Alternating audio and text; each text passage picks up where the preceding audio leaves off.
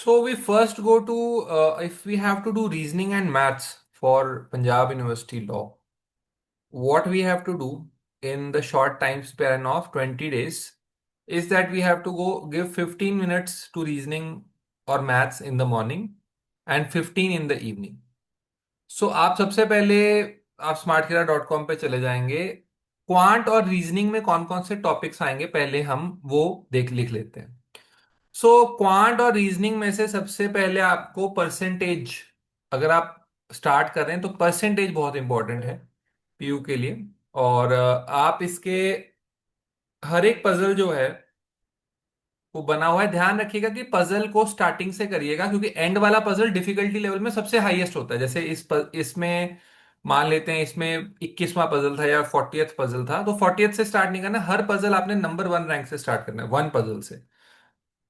अब आपने 5800 किया, फिर आपने 40% किया, लेट्स से मैं क्वेश्चंस निकाल रहा हूँ और इससे ऊपर का टफ का लेवल का क्वेश्चन पेपर में नहीं आएगा और मैं बाद में सबमिट कर दे रहा हूँ इसको, तो hardly it took me 5 minutes it will take. तो आपकी एक्यूरेसी स्कोर आ जाएगा, एक्यूरेसी आ जाएगी, टाइम टेकन आ जाएगा, टोटल 10, करेक्ट 0, रॉन्ग 4, स्किप 6।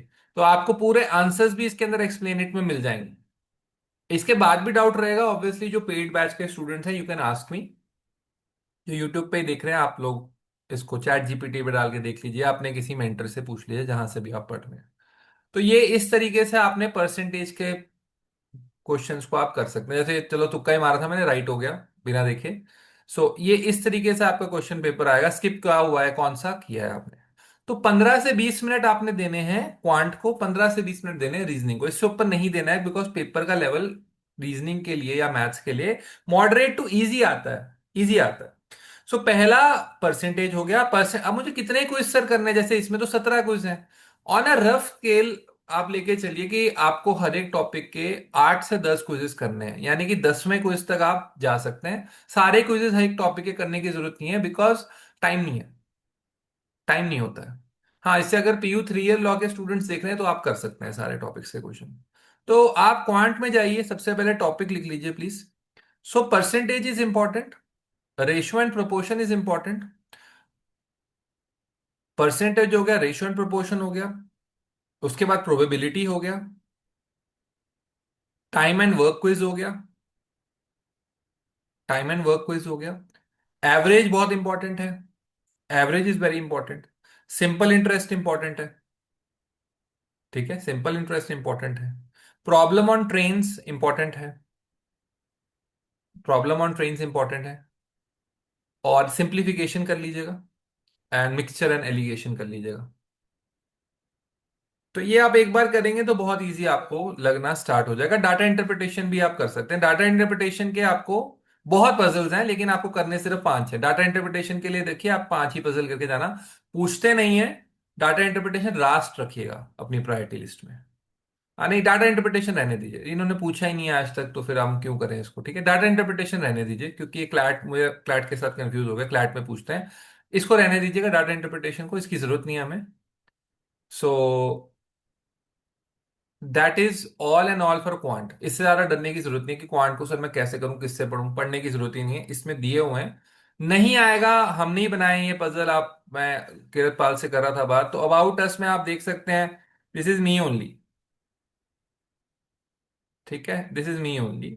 सो आप आराम से ना इसके अंदर कर सकते हैं क्वेश्चन को। ऐसा नहीं मैं रैंडम साइट बता रहा हूँ, हमारी ही साइट है, लेकिन जो 10 नंबर का क्वेश्चन पेपर है वो 10 नंबर की ही वैल्यू देनी है आपने उसको। और 10 भी डिवाइडेड है क्वांट और रीजनिंग के बीच में। तो एक टॉपिक पे बहुत टाइम ना लगाएं, एक दिन में परसेंटेज के क्विजेस कर लिए 5-6, अगले दिन फिर कर लिए, तो हो गए 8, 8 से 10 क्विज। फिर रेशियो प्रोपोर्शन पे चले गए, फिर उस पे चले गए। 10 दिनों में तो पूरा मैथ्स खत्म हो जाएगा अगर आप सुबह 20-25 मिनट दे रहे हैं, शाम को 20-25 मिनट रीजनिंग को दे रहे हैं। दैट्स इट, 10 दिन में आपको पूरा कॉन्फिडेंस आ जाएगा क्वांट और रीजनिंग का। ठीक है, रीजनिंग पे आ जाते हैं। रीजनिंग में लिखिए सबसे पहले इंपॉर्टेंट है coding decoding. Coding decoding, direction sense सबसे पहले करना है। कोडिंग डिकोडिंग और डायरेक्शन सेंस देख लीजिएगा। Coding decoding direction sense. Seating arrangement एक इंपॉर्टेंट पजल है, पिछली बार आया है, उससे पिछली बार भी आया और ये बच्चों से निकलता नहीं, 1 नंबर का क्वेश्चन, इसलिए इसके आप 10 पजल कर सकते हैं। लेकिन इसको डायरेक्शन सेंस और कोडिंग डिकोडिंग के बाद रखिएगा, क्योंकि अदरवाइज आप घबरा जाएंगे। तो ये तीनों जो ये हैं, जैसे ऊपर के लिखे हुए हैं आपके, direction sense, seating, coding decoding और ब्लड रिलेशन, इनमें से चार क्वेश्चन आ जाएंगे। ठीक है। पांचवा जो सबसे इंपॉर्टेंट चीज करनी है, आपने सीरीज सीरीज करनी है, एनालॉजी क्विज करना है। एनालॉजी क्विज करना है, एनालॉजी मतलब let's say if teacher is to student, what is guru to dash, तो शिष्य होगा ऑब्वियसली। टीचर स्टूडेंट का रिलेशन गुरु शिष्य का एनालॉजी होगा। If lioness is to lion, what is man, ratio दे देंगे वहां पे, तो वुमेन। लायन की लाइनस है, मेल फीमेल है। तो इस तरीके के एनालॉजी को, इससे बहुत इजी होते हैं, आप कर पाएंगे। पजल आपको मुश्किल लगेगा, इसको लास्ट में करिएगा। पजल सॉरी, सीटिंग अरेंजमेंट कह रहा हूं, इसको लास्ट में करिएगा। और ये आप पांच टॉपिक कर लेते हैं तो आपका ऑलमोस्ट रीजनिंग 80% हो जाएगा। सर इसके बाद क्या इंपॉर्टेंट है, इसके बाद सिलॉजिज्म। आप देख पाएंगे सिलॉजिज्म में क्वेश्चन आता है आपको।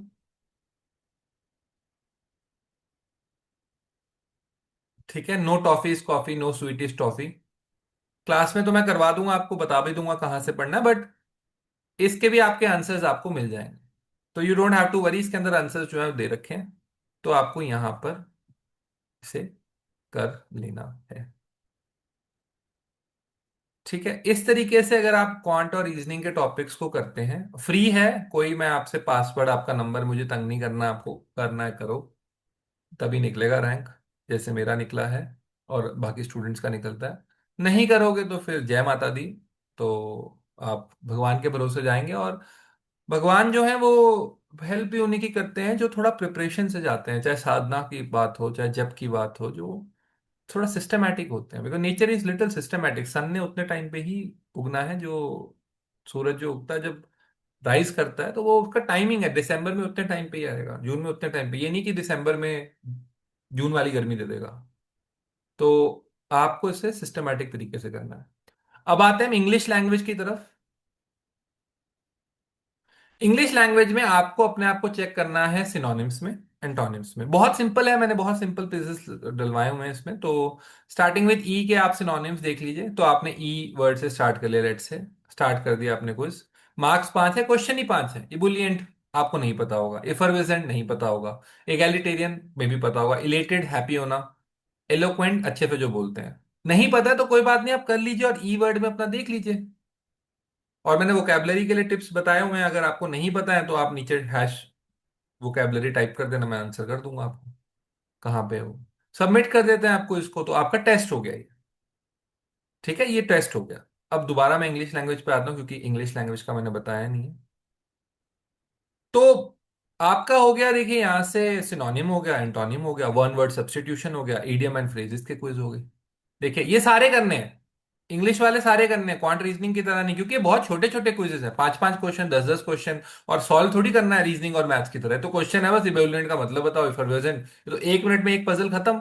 अगर मैं टोटल इडियम फ्रेजेस लूँ 28 का, मान लेते हैं मैं इसमें 5 मिनट भी दे देता हूँ हर एक पजल को, तो 28 × 5 140 मिनट, 2 घंटे 20 मिनट के अंदर, टोटल 140 मिनट का मतलब 120 + 20, 2 घंटे 20 मिनट के अंदर आपका पूरे इंग्लिश का इडियम फ्रेजेस खत्म हो रहा है।